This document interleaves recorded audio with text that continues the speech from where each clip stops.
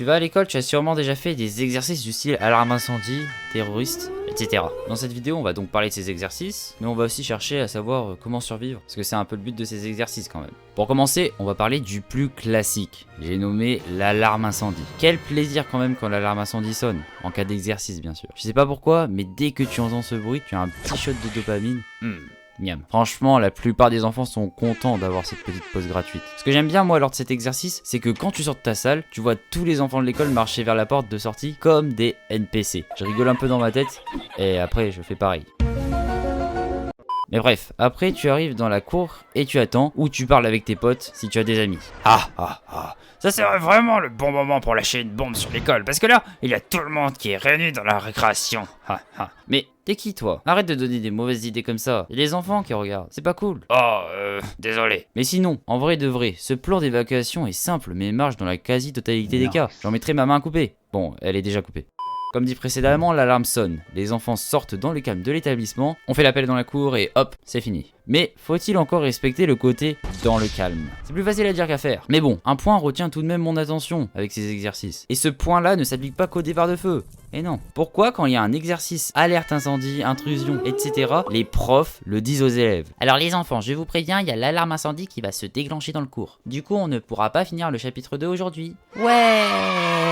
Non mais franchement les profs, vous venez de chier dans la colle là. Le but de l'exercice, c'est de s'entraîner en cas de vrai danger. Tu ne vas pas réagir de la même façon quand on te dit que c'est un exercice. Faire genre c'est vrai pourrait permettre de prévenir de potentielles crises de panique de la part d'enfants. Donc, il faut pas le dire. Après, finalement, faire ces exercices ont-ils vraiment une utilité? En vrai, ouais, ça te permet de plus facilement te familiariser avec le problème et d'acquérir les bons réflexes, au moins si ça t'arrive, tu sais quoi faire. Mais malheureusement, tout n'est pas parfait dans la vie. Comme nous le dit cette étude, ouais, j'aime bien les études moi, de fausses alertes antérieures, comme lors d'exercices du coup, peuvent réduire la crédibilité d'une vraie alarme. Ah cool, c'est l'alarme incendie. C'est sûrement un exercice. Tranquille alors.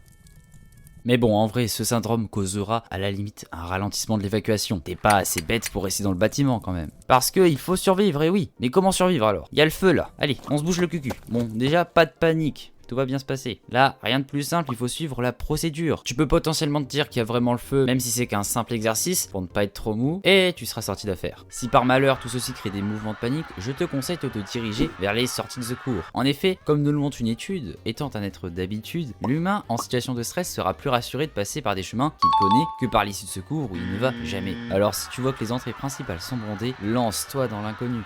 Stylé la transition. Maintenant passons à un autre exercice, l'exercice anti-intrusion. Le gars qui a élaboré ce plan, il faut que je le rencontre. Soit c'est un Islandais, soit il a trop regardé les bisounours. Le plan en apparence a l'air de marcher. L'alarme sonne, la prof ferme la porte à clé, on ferme les rideaux, on éteint la lumière et on se cache tous dans le coin de la salle. Mais franchement, le gars qui vient de rentrer là, il est pas bête quand même. Il voit très bien sur sa montre qu'on est lundi, on n'est pas un jour férié et qu'il est 10h15. Tout le monde est à l'école. Le gars qui a créé ce plan, il a vraiment cru que le méchant il allait se dire: Oh zut, toutes les salles de cette école sont fermées à clé et la lumière est éteinte. Cela veut dire qu'il n'y a aucun enfant dedans. Bon bah, je vais rentrer chez moi. Et ça me tuait parce qu'au collège, le proviseur il passait devant les salles et il cherchait juste à ouvrir la porte qui était fermée à clé. Bon, après, il va pas commencer à défoncer la porte, c'est son collège quand même. Mais voilà, s'il y a des gars qui sont venus pour les enfants, ils ne vont pas juste essayer d'ouvrir la porte à la main. Ils sont sûrement bien équipés et même s'il fait noir dans la salle, bien sûr qu'ils vont défoncer la porte. Même si tu l'as barricadé à l'aide de chaises, qui sont bien équipés, ils l'explosent. Et bien sûr qu'ils vont vous voir cacher sous les bureaux. Regarde,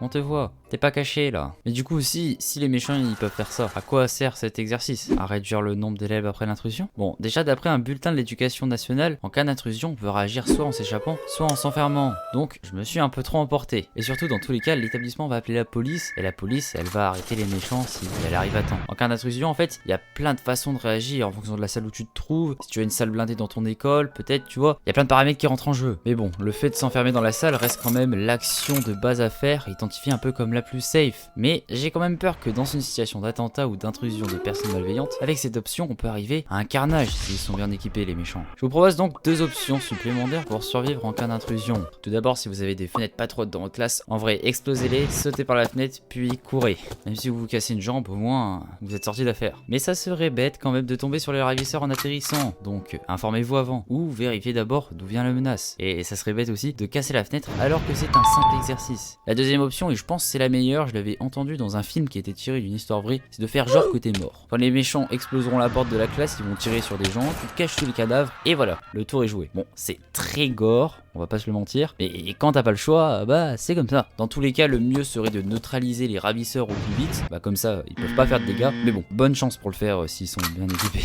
Maintenant parlons d'un autre exercice, l'exercice de confinement. Ouais, franchement, celui-là, il est efficace. Pour ceux qui connaissent pas, lorsque votre école est proche d'un potentiel danger chimique aux alentours, du style une usine explose et elle rejette des gaz toxiques dans l'air, eh bien il faut se protéger. Et pour ça, le plan est simple. L'alarme sonne, on ferme les portes, fenêtres, aération, on essaye d'empêcher tout type d'infiltration d'air et hop, le tour est joué. Par contre, dans le plan, ils nous disent de prévoir une radio. Mais mec, où tu vas la trouver ta radio? T'as cru que l'État va te payer une radio pour chaque classe? Haha, la blague. Enfin, quoique, peut-on appeler ceci une blague quand on regarde les alertes aux tornades aux États-Unis? Regarde-moi ça. C'est quoi cette position? C'est quoi le but, que la tornade se sente gênée et fasse demi-tour? Un peu bullshit, votre position. Et voilà, la vidéo est finie. Merci à tous les goats qui sont encore là. Si vous voulez me soutenir, je vous conseille fortement de cliquer sur le petit bouton rouge. C'était Relax. À bientôt pour une prochaine vidéo.